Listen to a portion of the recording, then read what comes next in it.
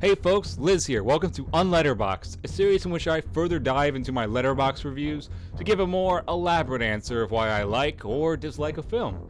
And today we're going to be unletterboxing The Phoenician Scheme by Wes Anderson. Starting off, I want to explain that I'm a little bit of a Wes Anderson newbie. The first film I saw of him was 2023's Asteroid City. I immediately fell in love with the unique art style that's associated with Anderson, one where every centimeter of the frame feels vitally important to the atmosphere and plot. With that being said, I'm aware that die-hard Wes Anderson films aren't exactly a huge fan of his more recent work.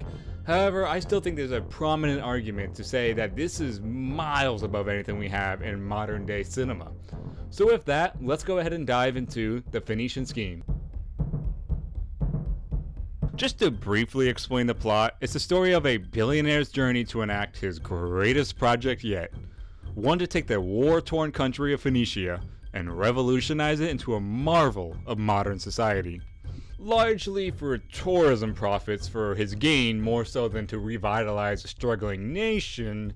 Just keep in mind his interests are perhaps not the greatest. After his most recent failed assassination attempt, of 6 which there are by the way, he enlists his distant religious daughter to help him with the completion of the Phoenician Scheme. With that being said, we have the conflict of two characters on the opposite ends of morality.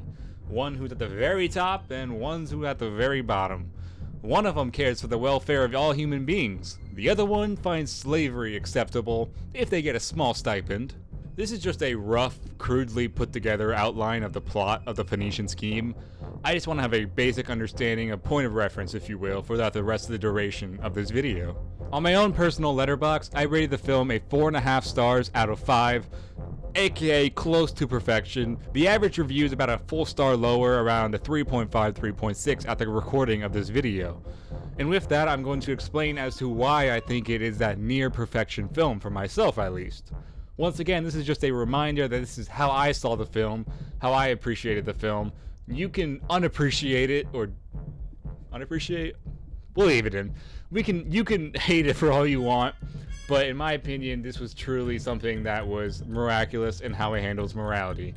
The most interesting aspect of this film, aside from his Wes Anderson aesthetic, is the relationship dynamic between the corrupt European billionaire Corda and his religious daughter Lizelle, albeit a bit legalistic perhaps in her faith.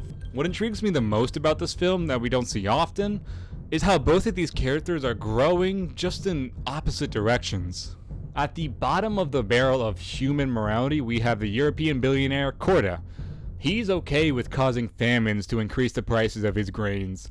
He's okay with using slavery as a means for cheap labor. He's even fine with war profiteering. At the end of the day, he denies any sort of direct engagement with these negative consequences because he's just signing the paychecks. He's not enacting on these actions, right? On the complete counterintuitive to Corda, we have Lizelle, who's simply the highest level of human morality, if you will. She's a devout religious Catholic nun, soon to take her vows off the cloth. She's empathetic toward everyone, the homeless guy on the street or the rich European billionaire. She cares for all human souls, albeit, like I said earlier, a tad bit maybe legalistic in her faith. Now what this movie does that separates itself from anything else is how it handles these quote-unquote redemption arcs. At the end of the film, both characters are radically changed to the point you wouldn't even recognize them at the start of the film. The main reason why this relationship dynamic stands out is we have two people on the opposite sides of the moral spectrum. And in most films, it would be Corda, the rich billionaire, giving all his money to charity, going to church every Sunday, and even tipping his waitress a little bit extra. But that's not what we get here. We get something perhaps a tad bit more thought-provoking than a generic rich guy becomes good story. Starting at the bottom of this morality spectrum I'm referring to, Corda simply does everything wrong. But what inspires me is that we see the slow character growth of this begruntled old man. He slowly opens up to his daughter and his colleagues, both of which have noted he's never done that before. He regrets the tax evasion, he regrets the use of slavery, he regrets everyone he's inadvertently killed. And it's refreshing, it doesn't feel forced in any manner. It feels truly earned because it happens through the course of the movie, rather than one monumental I'm giving up everything kind of situation that most films tend to have. At the start, he demands people give him what he wants. He wants them to give him the extra 5%. But at the end, he turns into a beggar. He realizes he's not entitled to any of these things because he has money. All of this empathy and willingness to be open and take bullets for his colleagues doesn't just naturally happen. It's an action enabled by his daughter Lizelle. Lizelle forgives him in every manner and situation, as a good Christian should. I'm going to refer to the morality spectrum again here, because it's hard to talk about this film without talking about it, but essentially we have two characters on the opposite sides, and we almost get a sort of regression, for a lack of better words, for Lizelle, but really it's just her rejecting her legalism and realizing that worldly possessions can be used for the greater good of her faith. With that being said, Corda equally influences Lizelle for the positive. Whereas Corda starts at the absolute bottom of the scale, Lizelle starts at the absolute height of the scale. Despite this, there's still a tremendous amount of character growth for Lizelle. For at the start of this film, Lizelle believes that all worldly possessions are useless to mankind, and to be divinely protected of sorts, you have to reject it all. However, as she slowly moves to the country of Phoenicia, working on this scheme, she realizes that perhaps money and buildings and all these things can be put to good use for her faith. And similar to Corda, there's not one monumental action that she takes where she realizes she was being legalistic in her faith.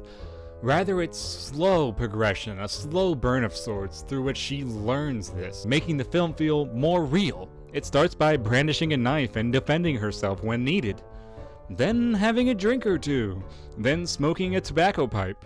Things that aren't inherently sinful in moderation. And then slowly we see her lose her legalism, still devoted in the faith.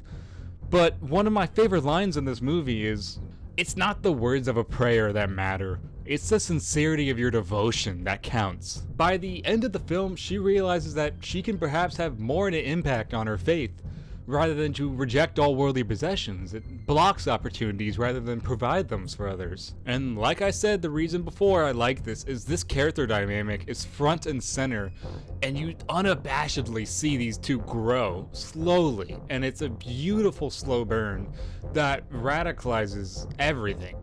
Like I mentioned, it's one character at the top and one at the bottom of morality, ultimately meeting in the middle of their differences. Simply put it, it's two characters growing separately while together. Corda evolves in his beliefs, while Lizelle beneficially regresses in hers. Full transparency, I do consider myself a believer of Jesus Christ's works and teachings. And with that being said, the Phoenician Scheme may go down as one of the best representations of being a Christian ever. I'm hesitant to call it a Christian film because I don't really like that term. But this ironically may go down as one of the best quote-unquote Christian films of all time. Not saying that that's a very high standard, as someone who's had to sit through those. So what do you say to people who are offended by your show, not just because of the hunting, but because you openly pray to Jesus in every episode? But the evidence and messaging is clear. It's about forgiveness. It's about character change. It's about growth, all through a semi-religious perspective. Lastly, regarding character growth, Jake from Man Carrying Things really points this out in his review of the Phoenician Scheme. Go watch that. But essentially, this film asks, can anyone be redeemed? Can an Elon Musk type figure be redeemed? And ultimately, the film says yes, someone who's war profiteered, and someone who's evaded taxes, someone who's caused famines and enacted slavery can be redeemed. It's a worthy question to ask yourself. If Elon Musk suddenly gave up all his possessions and spread his wealth and asked for forgiveness, such as Corda does, would we forgive him? Would we redeem him? And it's an interesting question you have to ask yourself, I think, whether you're a believer of the faith or not. Aside from the character growth and the cinematography and the aesthetics, for those who care more about the humor of a film, this film is unapologetically, loudly dry humor, which is typical Wes Anderson. So if you like that, which is more of an acquired taste, you'll love the Phoenician Scheme, in my opinion. My friends and I have been quoting it pretty much every day. From the terrorist group that does senseless violence for charitable gains to the, oh, me and myself, I feel very safe in every danger situation. Is this supposed to be here? It was under the lunch trolley. Oh dear. How much time does it say? 18 minutes. Perfectly fine. We land in 10. Myself, I feel very safe. Overall, thanks for watching, guys. Appreciate it. That's my review of the Phoenician Scheme on Letterboxd. I'll see you guys next film, and while you're here, help yourself to a hand grenade, will ya?